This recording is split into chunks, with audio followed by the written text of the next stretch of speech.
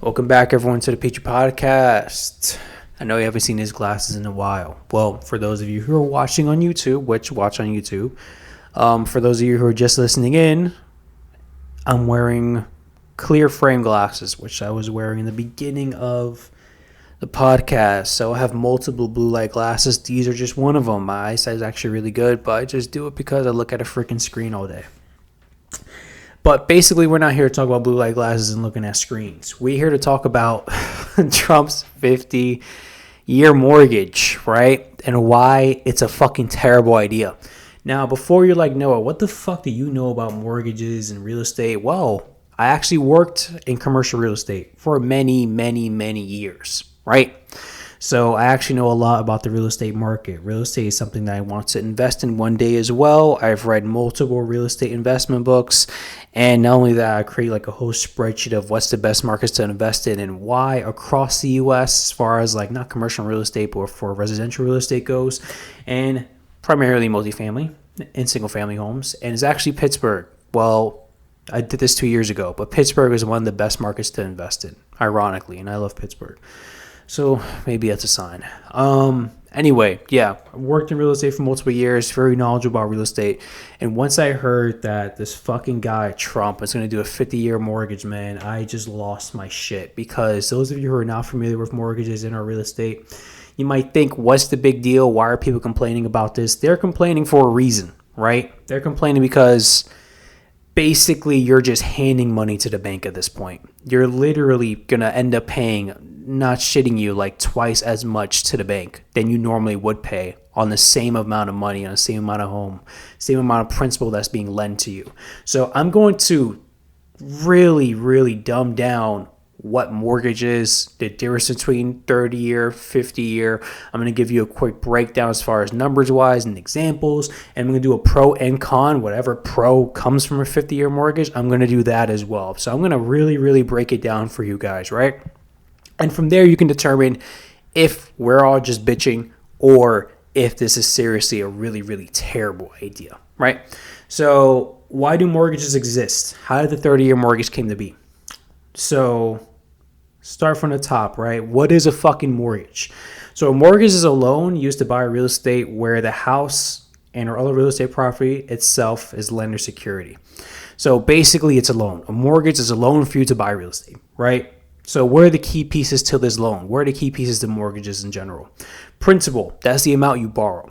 So just say if I want to buy a home for, in this case, $400,000, they're going to lend me basically almost $400,000 to buy that home, right? That's the principal.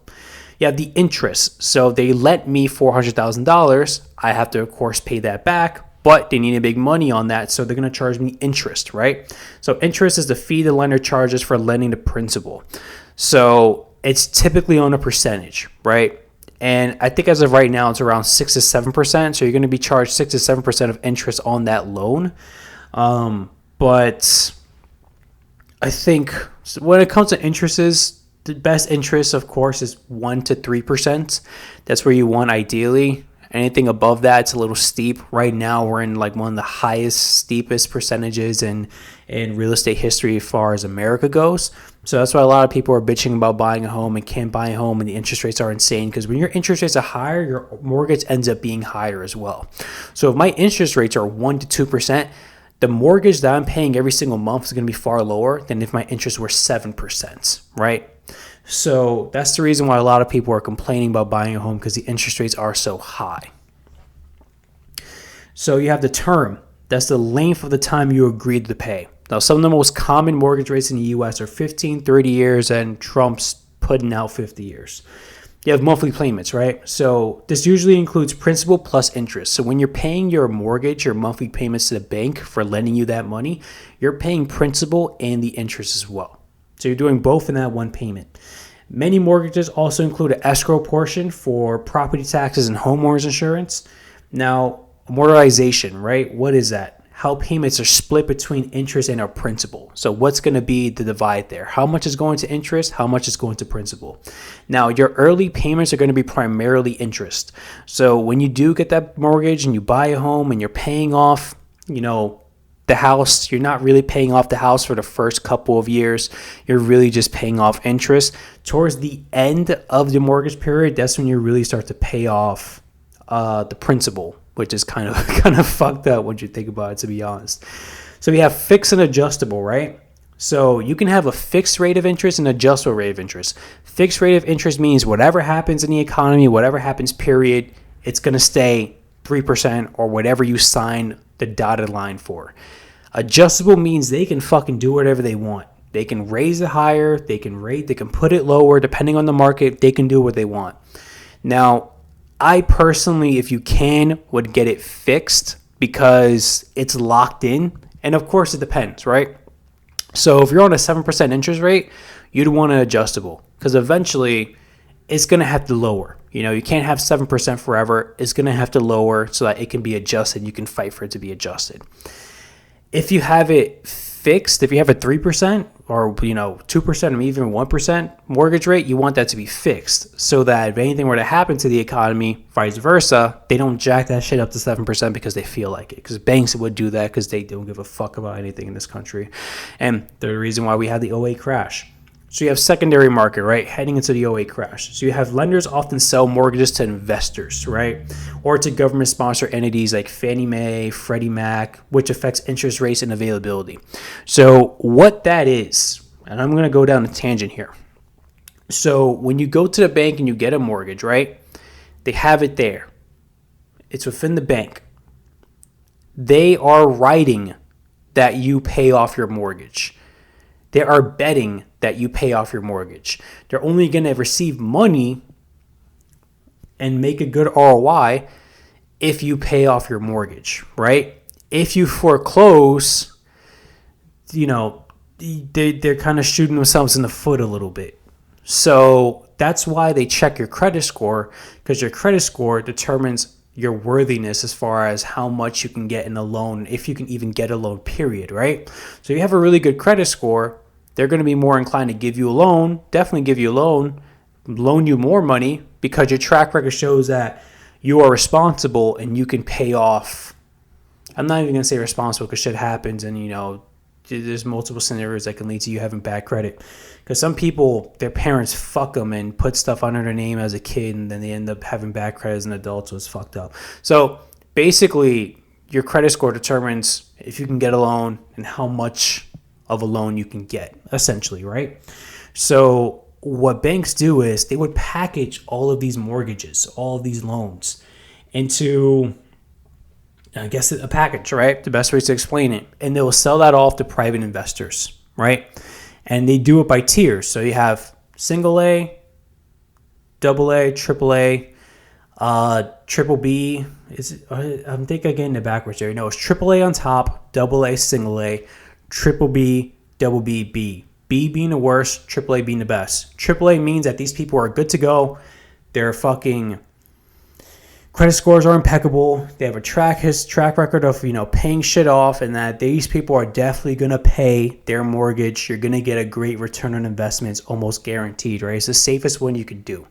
The B's, on the other hand, the motherfuckers who are just like, yo, we loaned this money out and we don't know if we're going to get it back, right? You can get a really good return on investment if they actually do pay it back, but we don't know if they're going to pay it back, right? So basically the financial crisis that happened in '08, they were packaging people who qualified to be in people who qualified to be in AAA with people who are in the B system or the B tier.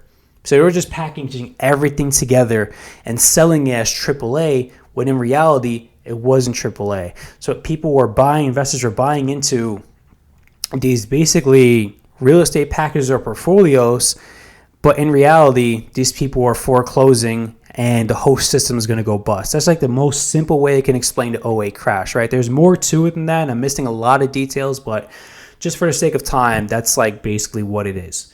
So why mortgages exist and how the 30-year mortgage, standard mortgage came to be, right?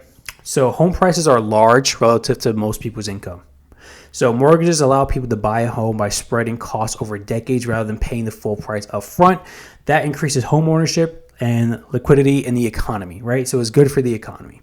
Long-term financial public policy. So in the U.S., the modern long-term fixed-rate mortgage became widespread because of the New Era deal, FHA insurance, and later secondary market institutions that buy loans. Those institutions helped standardize 30-year fixed-rate mortgage and made it cheap and available across the country. Fannie Mae, for example, helped transfer ownership via the 30-year fixed-rate mortgage. So now we have the 50-year fixed-rate mortgage. So all of that happened during FDR's term. FDR is probably arguably the greatest president we ever had. And he's the reason why we have the 30-year fixed-rate mortgage, essentially. So why is Trump floating the 50-year mortgage and why it's a bad idea? So Trump and his administration have floated having mortgages with 50-year terms to lower monthly payments for buyers, right? The Federal Housing Finance Agency director said the agency is exploring. They haven't done it yet, but they're exploring. I don't think they're going to do it because of the backlash that occurred online. The 50-year mortgage and other options. The policy idea has gained headlines and generated debate across economists, consumer groups, and some Republican lawmakers as well, right? So most people are not on board with this. So law and legal hurdle. So the current federal rules tied to Dodd-Frank ability to repay and qualify mortgage Q&M framework limits certain mortgage features, right? So it's not necessarily within the presidential power to just pass this bill and we're going to have 50-year mortgage essentially. So there's multiple different things that have to come into place or have to be passed in so that he or this can just be a thing within America, right? So basically, QM-ATR rules impose product features, limits, terms. Among them, historically, these rules have constrained loans to basically, there's a fucking thing out there in America, right? There's something that governs this, whatever. And that something, wherever the fuck it is, it's basically, they have it set to 30 to 40 years, right? And essentially, they will need to rule in favor of the 50-year mortgage at scale and will likely require regulatory changes and new legislation. So he can't just go about and just change it to a 50-year mortgage or give 50-year mortgage as an option. Multiple things have to come into place and multiple laws, multiple legislatures need to be passed in order for this to happen, essentially, right? So what a 50-year mortgage actually changes. So what does it actually do? So the monthly payment is going to be reduced, and I'm going to give figures, for example, towards the end of this podcast. And this episode, So it reduces the monthly payment because the same principle is spread over more months. Example, for the same amount of interest rates, monthly payments on a 50-year loan are lower than a 30-year, right? So total interest paid, this is the biggest issue here. So because the loan lasts longer, the total interest paid over the life of the loan rises substantially. And I'm going to give an example later. So one widely used calculation shows interest paid can be many tens of percents higher over 50 years rather than 30 years. So liquidity buildup, right? Amortization is slower. So borrowers build equity much more slowly. As I said beforehand, when you get a mortgage for the first time, those first couple of years, you're just paying off the interest. You're not paying off the principal. So if your mortgage is now 50 years rather than 30 years, you're going to be paying off interest rates far longer, and you're going to own less and less and less of the home long term, right? So it means that it takes longer to own a meaningful share of the house's value. That matter, prices fall on your need to refinance in or sell. So when you do want to refinance in or sell, you're basically not getting shit. Potential benefits. I did say I'm going to do them pros and cons, right? So the potential benefit is lower monthly payments.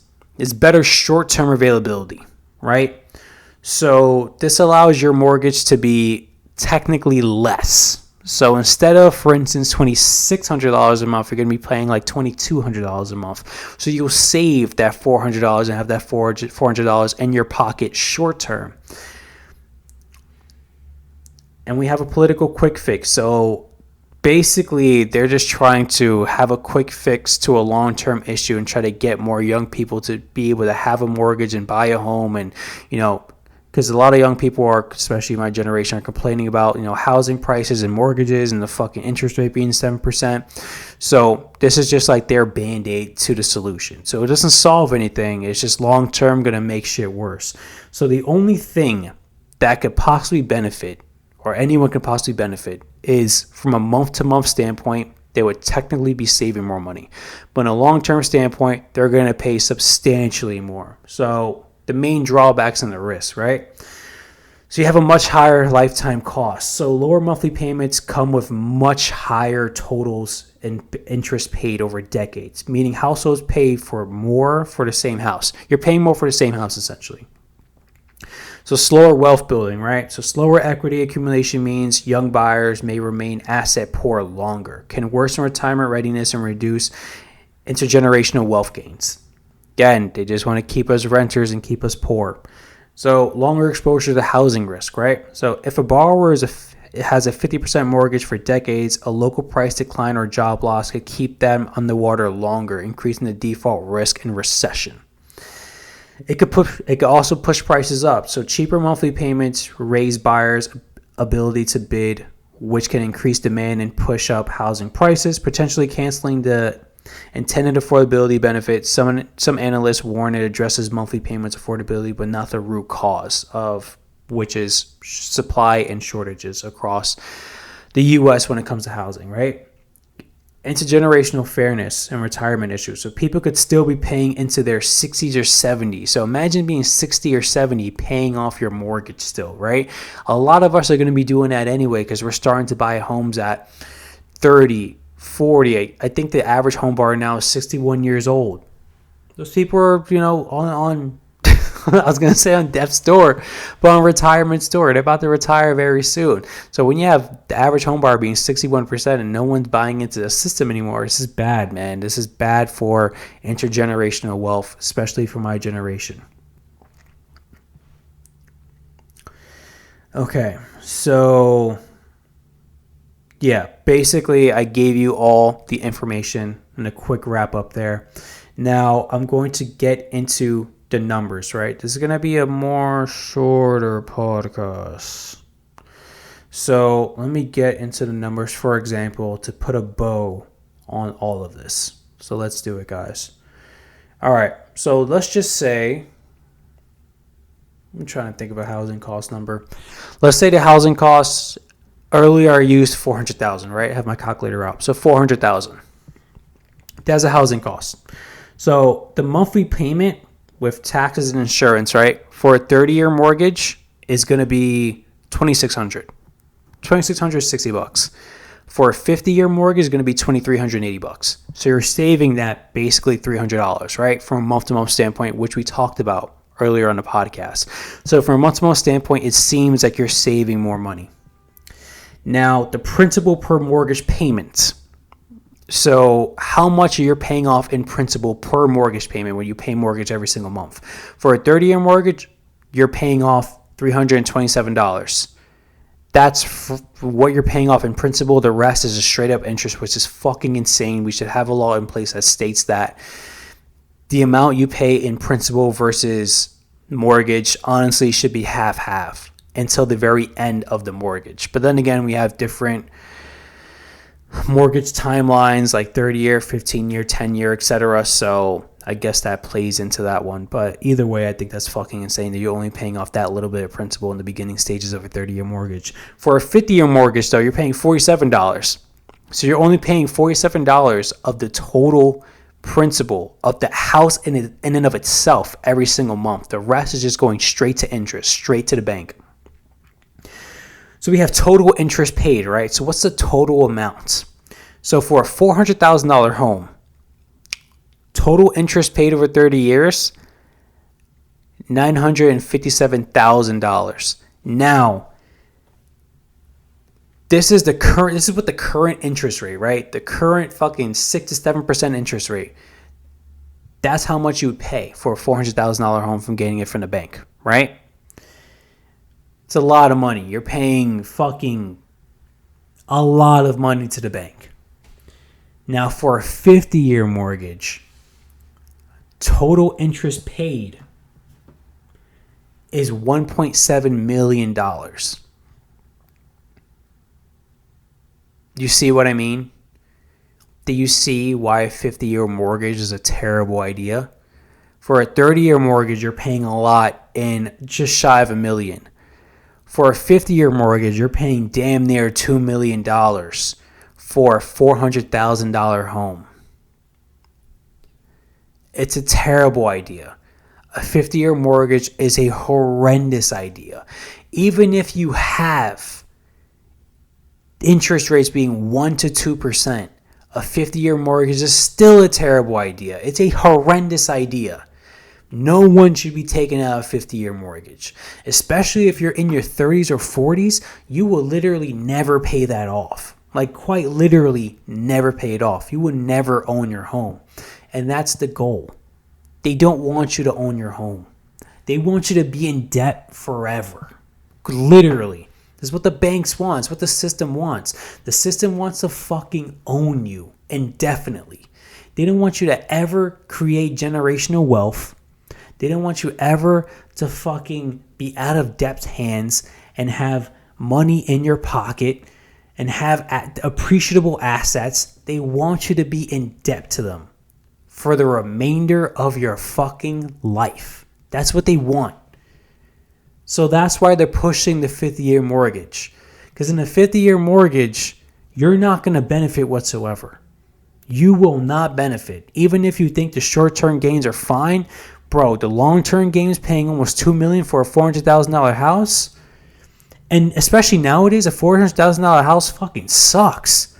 In most markets in America, a $400,000 house, unless you're in the Midwest or in Texas, that house is going to be garbage. A $400,000 house in New York is trash. A $400,000 house in fucking Pennsylvania, trash. In any major city of America, trash. I don't even think you can buy a $400,000 house if you live in a place like fucking LA or something. And if you can, you don't want it. So it's a terrible idea. It's a fucking horrendous idea. And once I saw it, I was enraged, man. I'm like, dude, these fucking people want us to be poor indefinitely. So listen, I don't think it's going to get passed because all of the backlash that occurred to it. Even the people within his administration are just saying, you know, we're floating it. We don't know. I'm like, I'm not sure, because they know we don't like it. They know. We're just like, yo, you're out of your fucking mind. Like, what are you trying to do to me right now? You're trying to fuck me? Clearly, you're trying to fuck me. So it's a terrible idea, right? If it's passed, God help us all. If it is passed and you're thinking about getting a mortgage, do not fucking get a 50-year mortgage. I will find you and smack the shit out of you if you try to get a 50-year mortgage. They're going to try to push it on you too. Don't get me wrong. Especially if you have bad credit, they're going to try to push that shit on you heavy. Do not let them do it. Do not let them do it. The banks don't give a shit about you. This is their perfect way to fucking own that house essentially and have you never pay it off. Don't do it. It's a passionate episode here, but fucking again, when you have I've been working in finance and financial tech for the last, well, I don't work in anymore now. I work in healthcare, but I've done that, you know, since I was a teenager. I've worked in financial tech from real estate to payment processors literally since I was a teenager up until this year. So I'm pretty knowledgeable about the industry as a whole, and I can tell you firsthand, they're trying to fuck us. They're trying. They're really, really trying, and do not let them. You know, do not let them. So that's this episode of the Pitre Podcast. I hope you guys enjoy this rundown in mortgages, 30-year mortgage versus a 50-year mortgage. This is probably one of the podcasts I enjoyed the most since recording this new podcast, the Pitre Podcast. So I hope you enjoy this episode and catch you guys next week. Bye.